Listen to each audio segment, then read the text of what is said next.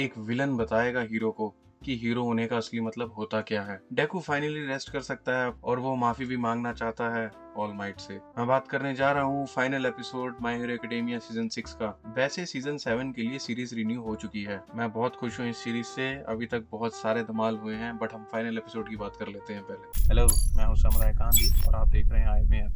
All might कामिनो में वापस आ जाता है जहां डेकू ने क्लास 1 से फाइट करी थी। वो वापस इसलिए जाता है ताकि वो एंटी हीरो सपोर्टर्स को हटा सके वहां से, और वो अपने आप में यही सोचता रहता है कि कैसे वो डेकू की बिल्कुल भी हेल्प नहीं कर पाया। वो अपनी स्टैचू की तरफ देख के यही बोलता है कि उसने किसी की भी मदद नहीं करी और जितने भी लोग मदद करने की कोशिश कर रहे थे दूसरों की, उनको नीचे ही खींचा है उसने। एकदम से स्टेन आ जाता है और ऑल माइट की गर्दन के ऊपर तलवार रख देता है। वो बोलता है कि ऑल माइट के स्टैचू के खिलाफ जो भी उसने वर्डिंग बोली है, जो भी उसने नेगेटिव थॉट्स बोली हैं, वो उस पर वापस ले। ऑल माइट स्टेन को बोलता है कि जब वो एक एक्टिव हीरो था तब तो उसने कभी भी अटैक नहीं किया, तो अब क्यों? स्टेन ये सुन के कंफ्यूज हो जाता है। ऑल माइट को समझ में आ जाता है कि उसने कभी भी ऑल माइट को इस फॉर्म में नहीं देखा। ऑल माइट 2 सेकंड के लिए हीरो फिगर में आ जाता है स्टेन को प्रूफ करने के लिए, बट स्टेन को भरोसा ही नहीं होता कि वो असली ऑल माइट है और वो बहुत ही नफरत भरी नजरों से देखता है उसको। स्टेन बोलता है कि ऑल माइट एक नकली हीरो है और उसे अपने आप को हीरो कहलाने का कोई भी हक नहीं है। ऑल माइट स्टेन की बातें मान जाता है और उसे एक्सप्लेन करता है कैसे वो किसी को भी मुसीबत में नहीं देख सकता था, वर्ल्ड को मुसीबत में नहीं देख सकता था, और उसे बहुत बेचैनी होती थी ये सब कुछ देख के। ऑल माइट के पास जब कोई भी क्वर्क नहीं था तब भी वो लोगों की मदद करना चाहता था, बट अब जब वो बिल्कुल भी मदद नहीं कर सकता किसी की, और वो ये देखता है कि वर्ल्ड अभी भी बिल्कुल मुसीबत में है और वो किसी की भी मदद नहीं कर सकता, वो अपने स्टूडेंट्स की मदद नहीं कर सकता, वो वर्ल्ड को नहीं बचा सकता जैसा उसने प्रॉमिस किया था, तो ऑल माइट को ये लगता है वो हीरो होने का फर्ज निभा ही नहीं पाया बिल्कुल भी। स्टेन एकदम से ऑल माइट को पकड़ के छुपा देता है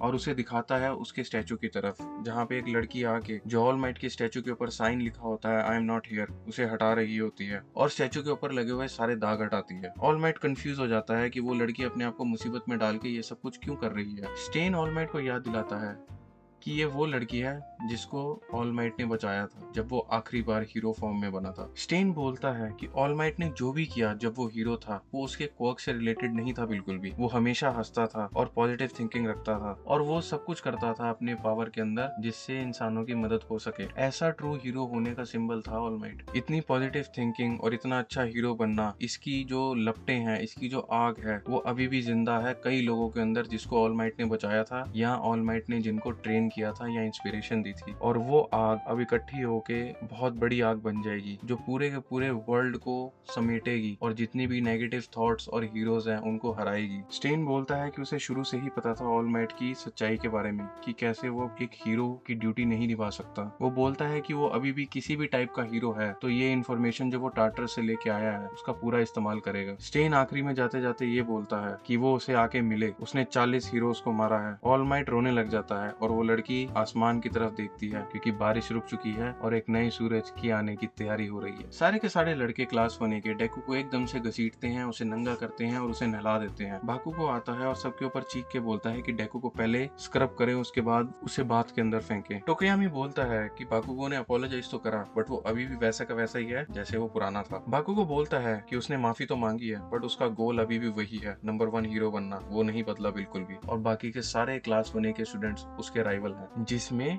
डेकू भी शामिल है। बाकुगो इजुको बुलाने की कोशिश करता है बट वो बुला नहीं पाता। डेकू बाकुगो को बोलता है उसे जबरदस्ती करने की कोई जरूरत नहीं है, उसे जो कंफर्टेबल फील करता है वो उसी नाम से उसे बुला सकता है। सारे नहा के बाहर आ जाते हैं और डेकू को बताया जाता है कि ओचाको सो रही है। जैसे ही डेकू वापस आ गया था ओचाको रिलैक्स होके सो गई। डेकू फिर सबसे अपोलोजाइज करता है कि उसने सबको इतनी तकलीफ दी और इतनी परेशानी भी दी। क्लास सवाल जवाब करती रहती है डेकू से और इसी बीच शोतो आता है और बोलता है कि डेकू को रेस्ट करने दो क्योंकि उसने बहुत सारा काम किया। डेकू बोलता है वो तब तक रेस्ट नहीं कर सकता जब तक वो ऑल माइट से माफी नहीं मांग लेता क्योंकि उसने उसके साथ बहुत ज्यादा बदतमीजी करी है। ऑल माइट आ जाता है और वो डेकू से खुद माफी मांगता है कि वो बिल्कुल भी मदद नहीं कर पाया डेकू की, जबकि उसको करनी चाहिए थी और डेकू को मदद की जरूरत भी थी। ऑल माइट बोलता है कि फाइनल बैटल आने वाली है और उसके पास काफी नई इन्फॉर्मेशन है जिसका वो इस्तेमाल करेंगे बहुत ही जल्द। ऑल माइट स्टेन के कहे हुए वर्ड्स के बारे में सोचता है कि उसे सबकी मदद करना कंटिन्यू करना पड़ेगा, उसके पास क्वर्क हो या ना हो, वही उसको एक ट्रू हीरो बनाता है। ऑल माइट का थैंक्स करता है कि जितना भी खाना उसने उसको दिया वो बहुत टेस्टी था और उसी की वजह से वो आगे बढ़ता रहा। सारे बोलते हैं वो मिलके फाइट करेंगे और जीतेंगे भी। ऑल माइट क्लास 1 को छोड़ जाता है और एंडेवर और बाकी के सारे हीरोज से मिलने चला जाता है क्योंकि वो इन्फॉर्मेशन भी डिस्कस करनी होती है जो उसको स्टेन ने दी है। शो तो बोलता है कि एंडेवर स्कूल के पैरामीटर्स के अंदर नहीं है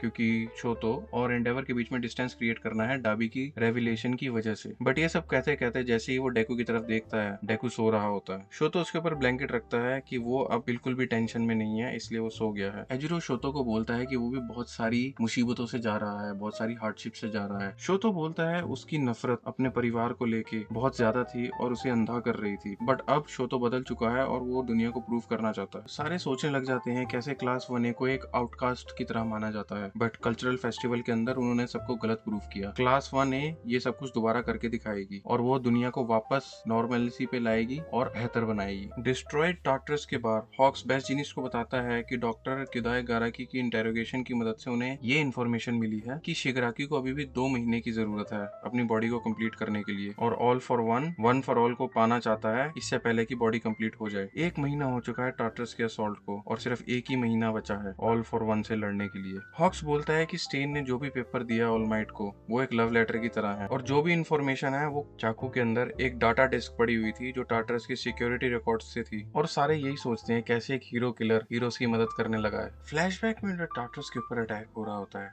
स्टेन जेल से भाग जाता है और इमीडिएटली अपने एक साथी को मार देता है। वो सोचता है अगर टार्टरस डिस्ट्रॉय हो चुका है तो बाहर की दुनिया का बुरा हाल होगा। वो इन्फॉर्मेशन ढूंढने की कोशिश करता है। वो कंट्रोल रूम के अंदर एंटर करता है और देखता है कि सारे गार्ड्स मर चुके हैं एक को छोड़ के, जो अभी भी जिंदा है और एक बक्से को बहुत टाइटली पकड़े लेटा हुआ है। स्टेन उससे वो बक्सा छीन लेता है जिसके अंदर डेटा पड़ा हुआ होता है। वो गार्ड उससे भीख मांगता है कि वो बक्सा उसे वापस दे दे क्योंकि उसे ये बक्सा सही लोगों तक पहुंचाना जरूरी है। स्टेन वहां से जाता है और बोलता है उसकी कन्विक्शन ये बक्सा राइट प्लेस पे पहुंचाने में मदद करेगी। वो गार्ड स्टेन से पूछता है क्या वो इंसान है या राक्षस। स्टेन बोलता है कि वो एक ऐसी चीज है जो दुनिया को चाहिए, बट वो अपने आप को राक्षस ही मानता है। वो देखता है कैसे ऑल फॉर वन और शिगराकी प्रिजन के ऊपर खड़े हुए होते सबको ऑर्डर दे रहे होते हैं। स्टेन वहां से भाग जाता है तैरते हुए शहर की तरफ। स्टेन को पता चलता है कि क्या हाल हुआ पड़ा है दुनिया का। उसे नहीं पता कि वो डेटा जो चुरा के लाया है टार्टर से उसकी कोई वैल्यू है या नहीं, बट उस गार्ड की कन्विक्शन और उसके अंदर की आग वो डेटा को सही जगह जरूर पहुंचाएगी, उसके पास पहुंचाएगी जिसको स्टेन ने सबसे ज्यादा ट्रस्ट किया है।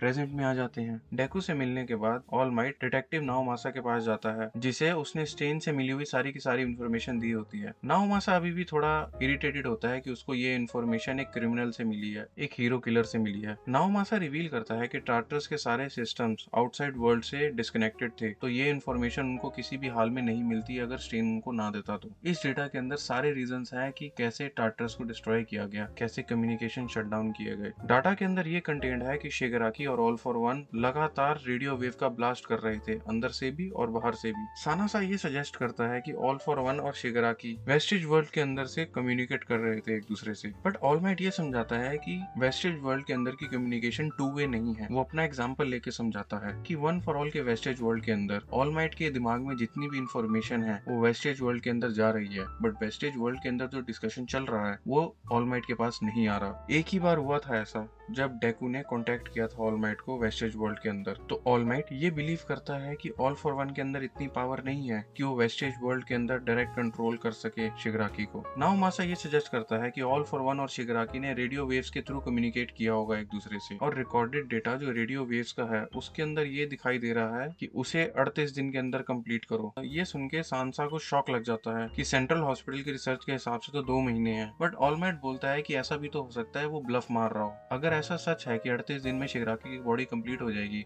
तो उनके पास सिर्फ 3 ही दिन बचे हैं। अब हमें यूएन की मीटिंग दिखाई देती है जिसके अंदर सारे नेशंस के हेड डिस्कस कर रहे होते हैं ऑल माइट की डायरेक्ट हेल्प की रिक्वेस्ट को लेकर। काफी नेशंस के हेड ऐसे परेशान होते हैं कि ऑल माइट सारे हीरोज को बुला रहा है तो उनकी कंट्री वनरेबल रह जाएगी, और काफी नेशंस के लीडर इस चीज से भी परेशान हैं कि ऑल फॉर वन का इन्फ्लुएंस बहुत ही ज्यादा है। काफी फॉरेन हीरोज जिनमें की सलाम और बिग रेड डॉट इंक्लूडेड हैं वो ऑल माइट की मदद करना चाहते हैं, बट काफी नेशंस ये भी बोलते हैं कि उनके हीरोज निकल चुके हैं ऑल माइट की हेल्प करने। For example United States of America का number 1 hero star and stripes वो निकल चुकी है अपने मास्टर की मदद करने, क्योंकि उसके मास्टर ने उसे मदद करने बुलाया है और वो बिल्कुल भी पीछे नहीं हटेगी। तो ये था आखिरी एपिसोड का रिव्यू रिकैप। मैं इस सीरीज से काफी ज्यादा इमोशनली अटैच्ड हूँ। एक अंडरडॉग की स्टोरी मेरे लिए बहुत ही अच्छी है और बहुत ही सूदिंग है। मैं इंतजार करूंगा सीजन 7 का और काफी वीडियोस बनाऊंगा in between. Thank you so much for watching. आप देख रहे थे सुन रहे थे आई एम मैं हूं समराय गांधी।